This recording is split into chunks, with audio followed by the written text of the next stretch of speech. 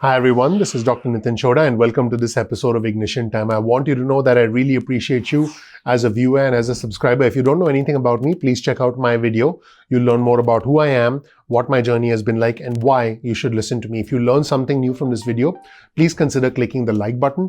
Please subscribe and please enable notifications so you get instant updates from our channel going forward. I really appreciate you joining me today. So, on your screen, you'll see a tweet from Jake Sherman over at Politico, and Jake was quoting something that the president just said at a rally. The president said to a crowd in Arizona, Section 230. Yes, the president said Section 230, and the president was referring to a subsection of the Communications Decency Act of 1996. Now, if you've seen the other video on my channel where I talked about what Jack Dorsey, the CEO of Twitter, basically said to a congressional panel, in this video, I'm going to go into a little bit more detail and show you a rather interesting exchange that Senator Ted Cruz had with Jack Dorsey. Senator Ted Cruz slammed Jack Dorsey, and gosh, this was a pretty intense session that you're about to see. Here's what Senator Cruz said. He said that there are three witnesses that are collectively posing the greatest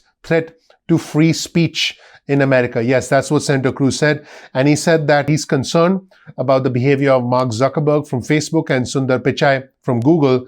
And he said Google has more power than any company on the planet. And he said by far the most egregious of the three is Twitter. And then you have to see what he ended up saying to Twitter CEO Jack Dorsey. Now, let's take a look at the first segment of the interrogation of Jack Dorsey by Senator Ted Cruz.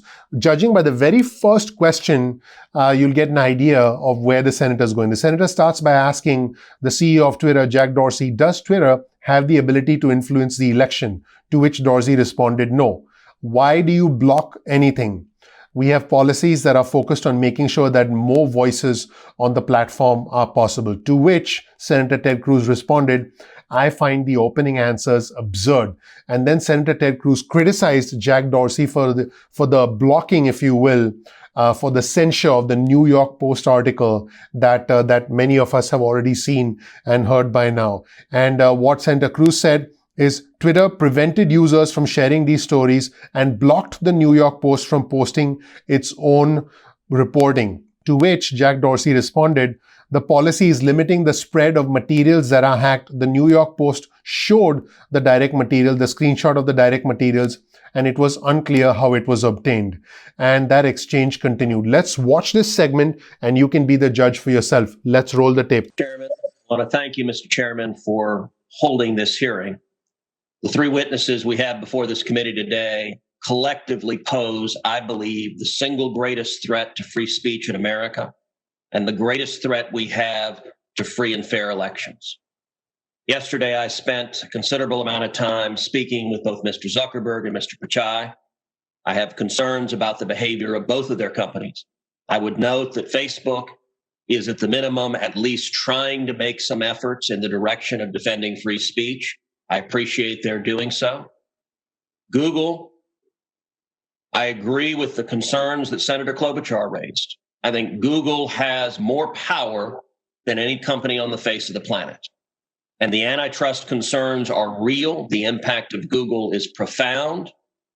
And I expect we will have continued and ongoing discussions about Google's abuse of that power and its willingness to manipulate search outcomes to influence and change election results. But today, I want to focus my questioning on Mr. Dorsey and on Twitter.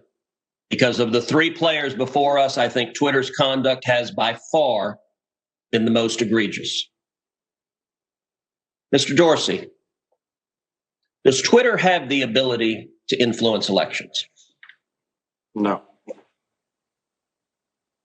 You don't believe Twitter has any ability to influence elections? No, we are one part of a broad spectrum of communication channels that people have.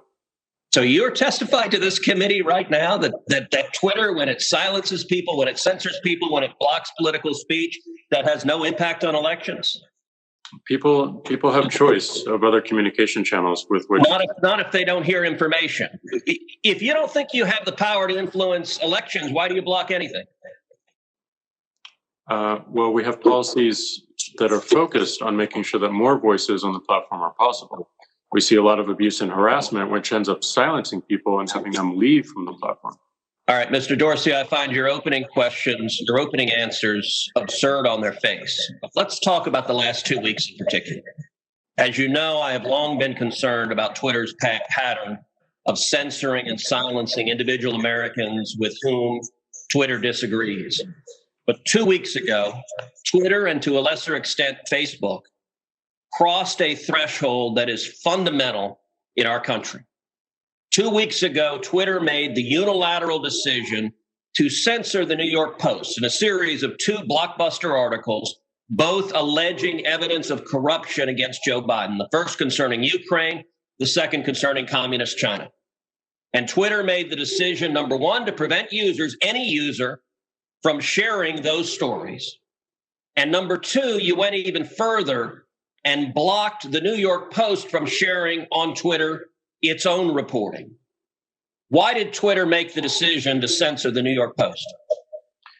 We had a hack materials policy that we. When was that policy adopted? In 2018, I believe. In 2018, go ahead. What was the policy? So the policy is around limiting the spread of materials that are hacked. We didn't want Twitter to be a distributor for hacked materials. We found that the New York Post, because it showed the direct materials, screenshots of the direct materials, and it was unclear how those were attained, that it fell under this policy. And if you thought that was intense, boy, oh boy, wait till you hear the next segment of this rather nasty exchange. In fact, it got progressively more aggressive the longer it went, because Senator Ted Cruz basically said to Jack Dorsey, you are telling the American people what reporting they can hear. Yep, you're telling the American people what reporting they can hear. This is just, this is an incredible conversation because, again, I mean, you are on YouTube right now. YouTube is owned by Google, and the CEO of Google, Sundar Pichai, is also being questioned by lawmakers today. But this particular exchange with the CEO of Twitter just jumped out at me. And so what the Twitter CEO said when Senator Ted Cruz essentially attacked him, if you will, is it was reporting about the material. It was not the distributing of the actual material. Can you guess what Senator Cruz asked him about? As you can imagine, Senator Cruz asked the CEO of Twitter, Jack Dorsey, why the New York Times reporting of the president's tax returns was, and I quote, gleefully distributed by Twitter. He said that, they reported, meaning the New York Times reported on original source material, and he said federal law makes it a crime to distribute someone's tax returns against their knowledge, and yet Twitter allowed it to circulate. But when the article was critical of former Vice President Joe Biden, according to Senator Ted Cruz, Twitter engaged in, I quote, rampant censorship and silencing. Wow. Okay. And again, the CEO of Twitter, Jack Dorsey, responded by saying it was reporting about the material. It was not distributing of the actual material. He's presumably talking about the president's tax returns, which were not in the article, is what Jack Dorsey is trying to say. And to which Senator Ted Cruz responded, you are dubious and deeply partial. He said you can censor the New York Post, Politico, presumably the New York Times, and any other media outlet. And then he said something that made me go, whoa. Senator Ted Cruz says, Mr. Dorsey, who the heck elected you and put you in charge of what the media are allowed to report and what the American people are allowed to hear? Why are you behaving as a Democratic superpath, silencing views to the contrary of your political beliefs? To which Dorsey replied, we are not doing that. We realize more accountabilities are needed to show our intentions and show the outcomes. We want to fix it with more transparency. Incredible. In fact, I want you to watch this for yourself and be the judge. Let's roll the tape. So in your view, if it's unclear the source of a document, and in this instance, the New York Post documented what it said the source was, which it said it was a laptop owned by Hunter Biden that had been turned into a repair store. So they weren't hiding what they claimed to be the source.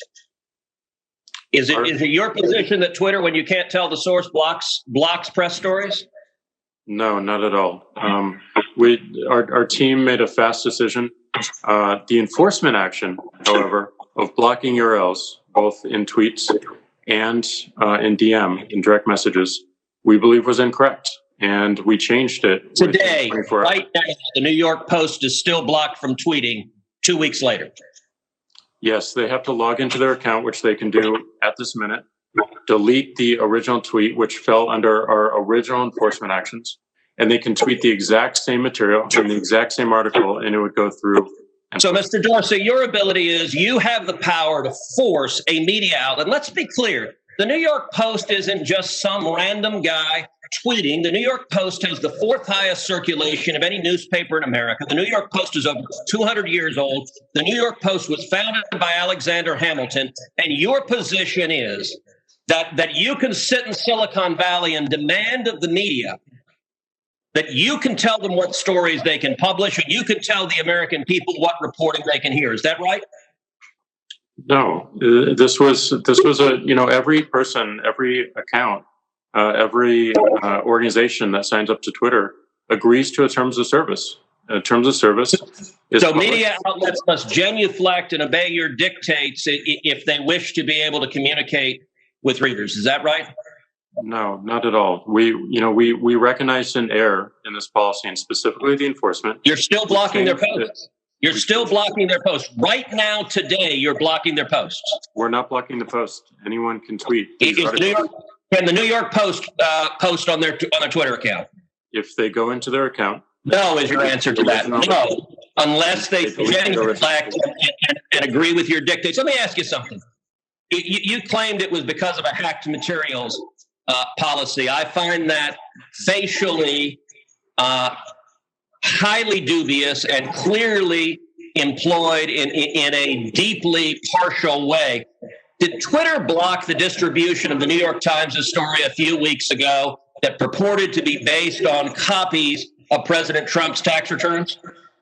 We didn't find that a violation of our terms of service and this policy in particular, because it was reporting about the material. It wasn't distributing the material. Okay, well, that's actually not true. They posted what they purported to be original source materials, and federal law, federal statute makes it a crime, a federal felony, to distribute someone's tax returns against their knowledge. So that material was based on something that was distributed in violation of federal law, and yet Twitter gleefully allowed people to circulate that. But when the article was critical of Joe Biden, Twitter engaged in rampant censorship and silencing.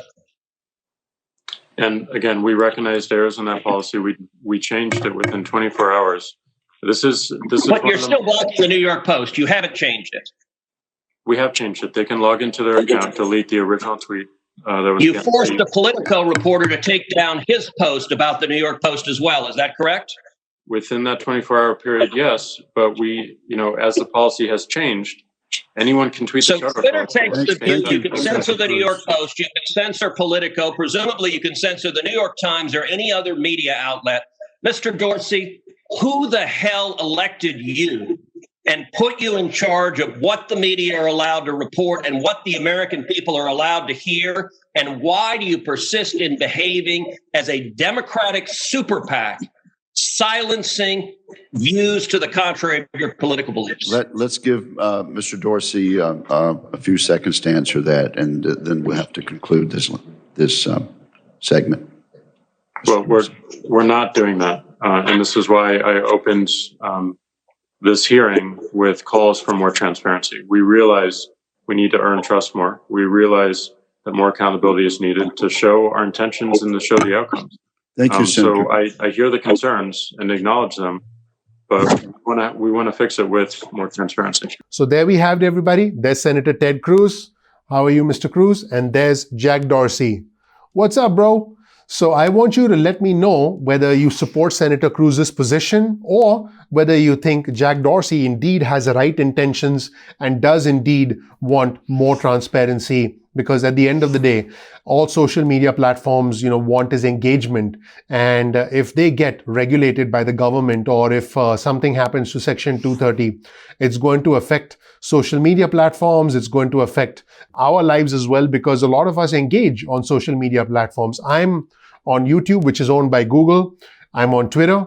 And, this is going to impact each and every one of us. I want to know what you think in the comments section below, and you'll get a link to this entire contentious interview in the description section below. Thank you so much for watching, everybody. My name is Dr. Nitin Choda with Ignition Time. I really appreciate you being a viewer and a subscriber. If you don't know anything about me, please check out my video. You'll learn more about who I am, what my journey has been like, and why you should listen to me. We release videos at 2 p.m. East Coast time most days of the week. That's 2 p.m. East Coast time. Please get your cell phone out, send a text message with the word ignition or with the word time to 70,000. That's 70000. You can also get added to our email list. Simply go to ignitiontime.com/alerts. That's ignitiontime.com/alerts, and you can get added to our email list. You can opt out of the SMS list or the email list at any point in time that you want. You can also follow us on Instagram. Our Instagram handle is ignition_time. That's ignition_time. And also please follow us on Twitter. Our Twitter handle is also the same, ignition_time. That's ignition_time. Now keep in mind, YouTube does not always send out notifications on time. So all you have to do, the solution is very simple. Simply bookmark youtube.com/ignition_time on your browser. Bookmark youtube.com/ignition_time on your browser, and you'll be able to visit the homepage of our channel and watch the videos at any point in time that you want. I really appreciate you watching.